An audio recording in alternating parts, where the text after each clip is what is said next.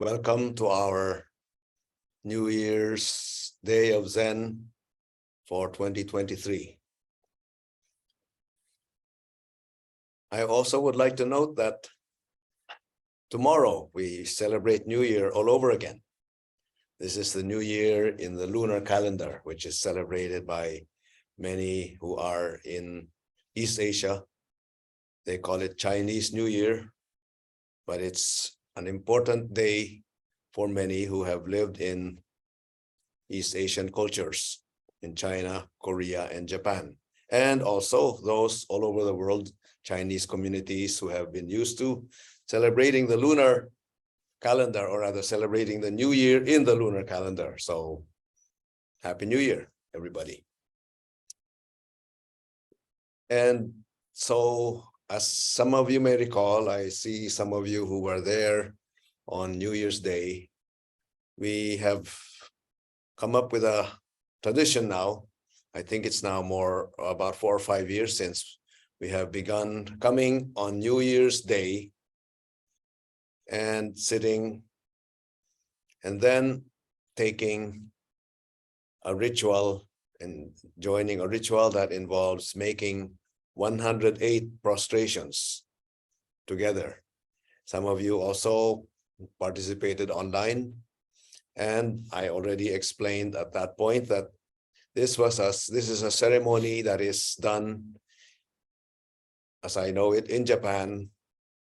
I don't know whether they do it in other Buddhist countries, but at least in Japan, at the turn of midnight, the temple bells are rung 108 times, slowly. So it may take half an hour or so, or up to an hour, depending on how the bell ringer usually takes time. And it's a big log that is connected to ropes that can be moved to and fro, and it's adjacent to a bell, a big bell, so that when the log hits the bell, it's bong, and it resonates not just all over the temple, but you can hear it in nearby houses and all throughout the town. 108 times. And that ringing of the temple bell at the turn of midnight on New Year's Day or New Year's Eve signifies the intent of us human beings to blow away all of the past karma, all of the past things that have hindered us from really coming home to our true selves and from reclaiming that luminosity that our true nature is, that our Buddha nature is. And so it is a symbolic and ritual gesture whereby we wash away all of those things that have prevented us from truly becoming our true selves and start anew, start with a fresh slate. And so rather than ringing bells, what we do is something that that is done in other Buddhist places. I've seen it also in Nepal, where I visited when my son Benjamin was there, and also Sri Lanka and Thailand and other places, to make deep prostrations, 108 deep prostrations, with that same intent. The prostration is a bodily gesture that indicates an emptying of my egoic self and just allowing it to go, be blown by the wind, so that when I rise up, I rise as a new self, fresh and clean. 108 times to get the point across. If we are really able to make one prostration and really embody and experience what it signifies, one prostration is enough. But we human beings are a little dull about getting things, and we need a little more practice, or we need a little more hammering in of what we really intend. So it's done 108 times. And 108 is a number that is meant to correspond with the 108 delusive passions, or the karmic obstructions that the Buddhists have cataloged from the different ways human beings can be misled through greed, ill will, and ignorance. the monks had a lot of spare time in between their meditation, so they came up with a lot of these analytic things that are still stored in Buddhist books that some Buddhist scholars still study, and so on. Anyway, 108 is that number that represents all of the obstructions that prevent us from becoming fully awakened and fully free and fully wise and compassionate as the Buddha.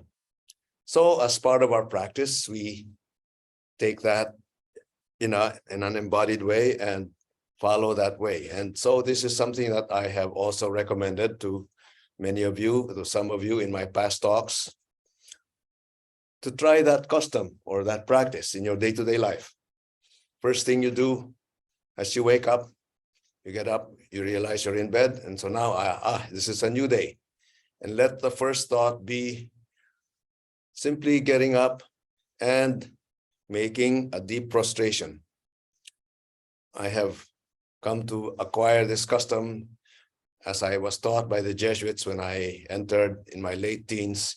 And of course, it's a Christian gesture of offering myself so that I will no longer live this day just for my own ambitions, for my own sake, for my own objectives, but offer it to be an instrument of the loving God who created us all, so that I may be an instrument of love as I am called to be so by the infinite love that embraces and supports and sustains all of us. So there's that Christian understanding of that prostration that I was taught. And somehow when I began to practice Zen and learn about Buddhism and these practices, somehow they converged. And so it's an invitation to bodily empty ourselves of the little egoic self that causes hindrances from becoming our divine self, putting it in that Christian perspective. Now,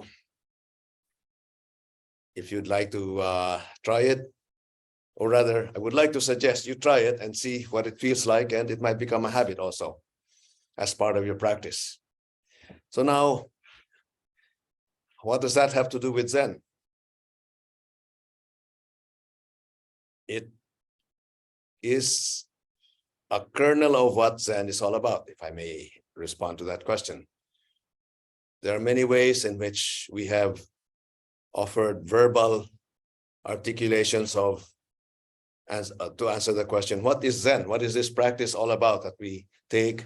We sit here, we take a posture conducive to stillness, we let our mind, we breathe with awareness, and then we let our mind come back to the here and now. What is that practice? What is that really meant to do or in us, or what is that meant to be?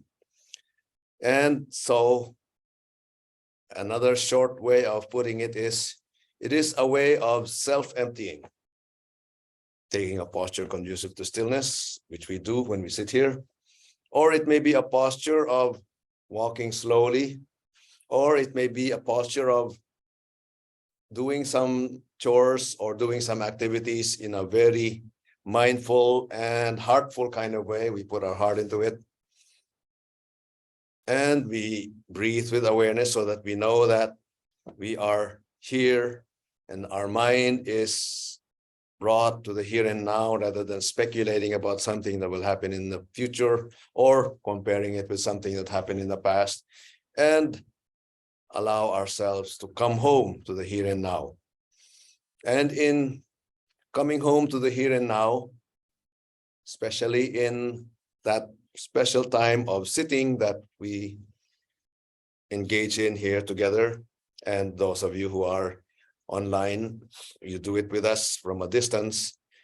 What happens is that as we breathe in and we breathe out, we let that egoic self recede into the background and we sweep it out so that what is there before us is simply breathing in, breathing out, breathing in, breathing out. And as we do so, we simply enter into that place of stillness, where the egoic self and the objective world that it experiences from all its six senses somehow merge and become no longer separate. That is a place, a condition, a state that is called samadhi in Sanskrit or in Pali in Buddhist terms. That state of losing one's self-consciousness and object consciousness and just being fully awake, aware. And what does being fully awake, being fully aware entail? It is precisely the fullness of life here in this present moment that is beyond time and beyond space. I'm not exaggerating. We are within time because our egoic self-consciousness moves from the past to an ever-fleeting present, moving as we think toward the future. And so with that mode of consciousness, we are always moving from past, present to future in an uncertain way, not knowing our directions. We can, of course, plan our future and do all things, but unexpected things always arise. So we're always uncertain. So we're always insecure about what's going to happen in the future.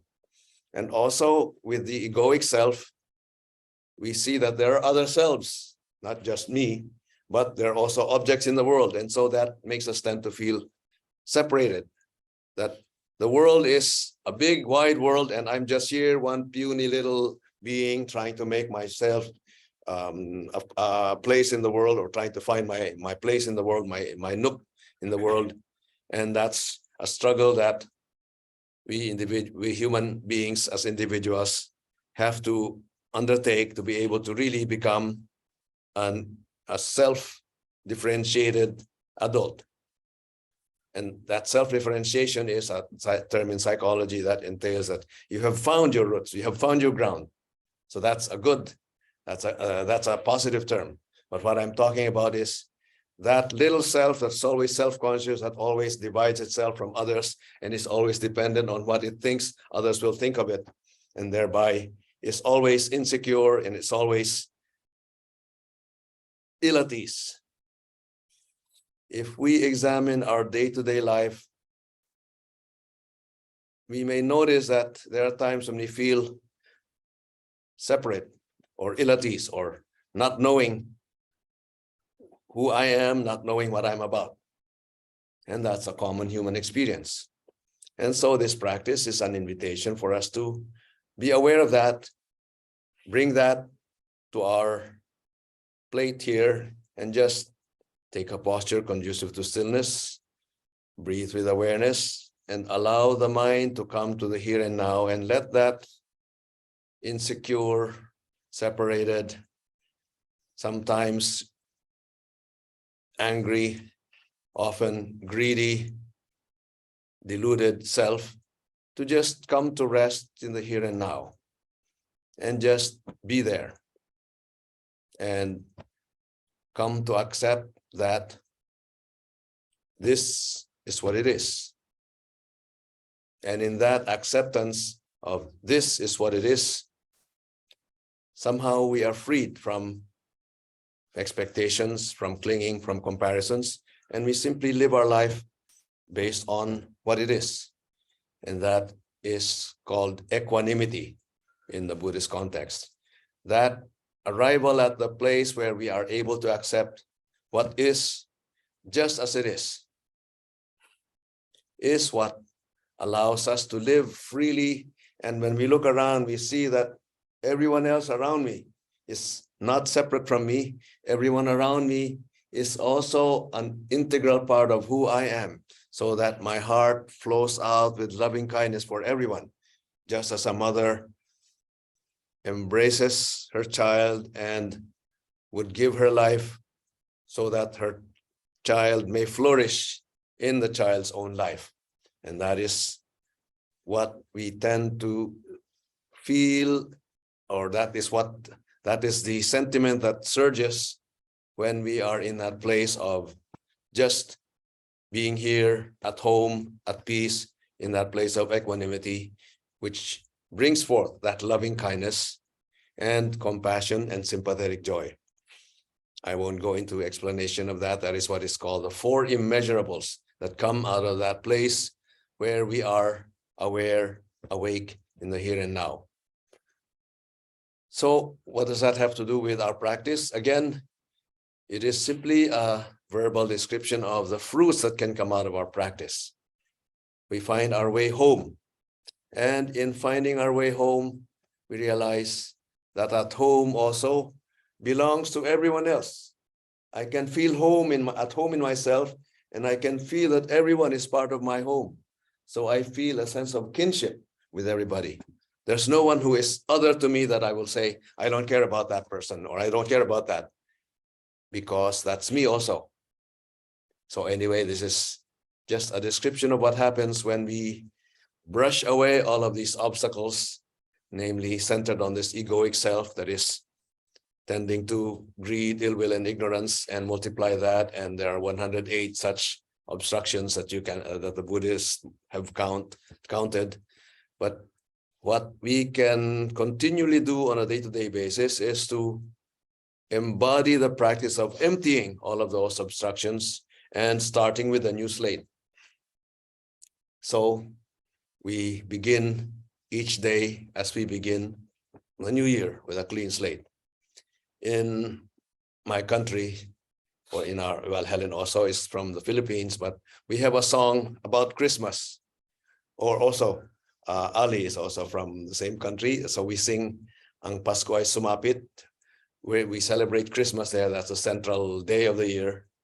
And so let's live in a way that even though it's not Christmas, we have the spirit of Christmas every day.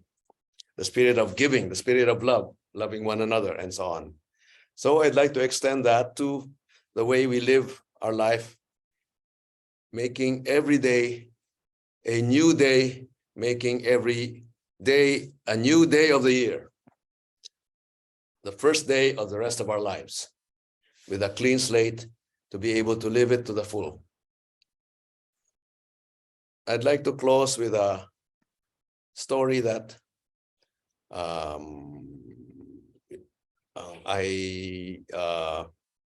that's still in my mind.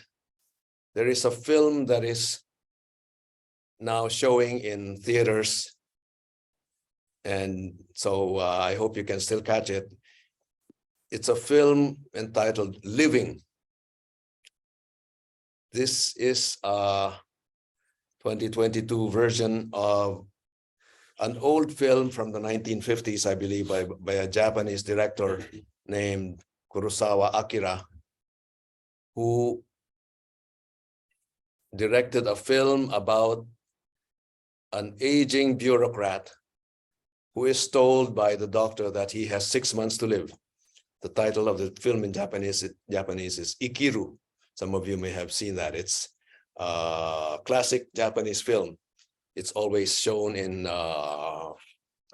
those times when the best films from Japan are shown by the best directors. But in any case, Ikiru has now been rendered into a new 21st century form based in London, with a bureaucrat in London taking the train each morning, going to his office and just doing all sorts of things, shifting papers and so on. And this gentleman, this really prim British gentleman, goes to the doctor one afternoon and he's told that he has cancer and he has 6 months to live. It's the incurable kind that cannot be cannot be cured by our state of medicinal practice yet. So he suddenly realizes what he has been doing with his life, namely wasting it in routine without really living it. So that's the beginning for him of how to live a life that he can really say, this is my life and I've lived it. And so I won't tell you how the story goes so that you can enjoy the film when you go see it. But that's the invitation I wanted to also offer. Know that each one of us also is going to die. When? I can't tell you. It could be tomorrow. It could be today on your way back to your home, caught in traffic, and then a truck comes in and crushes you. Or it can be 10, 20 years from now. Whatever time frame you may have, The invitation that this practice invites us to is a taste of the timeless and boundless reality of my life here and now that I am now called to give to others in the best way I can live my life with all the gifts and talents that I have, and given my gaps and my shortcomings. This is my life that I am now able to live as a gift to the world. So if we can make that shift from one who is always feeling insecure and one who is always trying to compare myself with others, trying to fill my needs and not minding others, to one who is now at home, seeing things just as they are, with that inner freedom that opens up loving compassion, loving kindness and compassion, and sympathetic joy, then perhaps the world might change tremendously, beginning with each and every one of us, like a little droplet that drops into the surface of a lake, somehow begins to form a wave that can affect the entire lake. Each one of us can be a little droplet that can affect how that lake now reverberates and finds that it is truly interconnected, so that we can make a difference in this world by making a difference in our own lives. And this practice is our direct way of accessing that power wherein that difference can be felt and experienced. Let us continue in this shared practice, celebrating one another and being grateful to one another for being here together.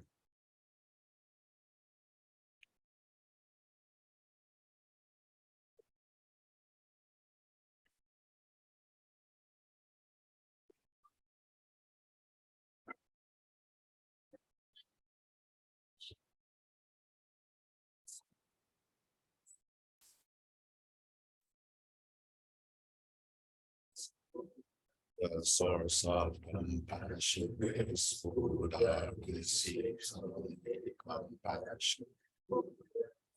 Just compassion.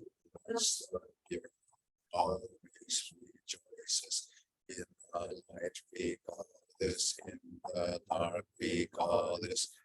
Then after a moment the true heart rises. After time there is nothing but this. It sounds awakens Buddha right here. This Buddha, the source of compassion. Buddha receives only compassion. Buddha, Dharma, Sangha, just compassion. Pure heart always rejoices in the light. We call this, in the dark we call this. Moment after moment, the true heart arises. Time after time, there is nothing but this. Floating world sounds awakens Buddha right here. This Buddha, the source of compassion. This Buddha receives only compassion. Buddha, Dharma, Sangha, just compassion. Your heart always rejoices in the light we call this, in the dark we call this.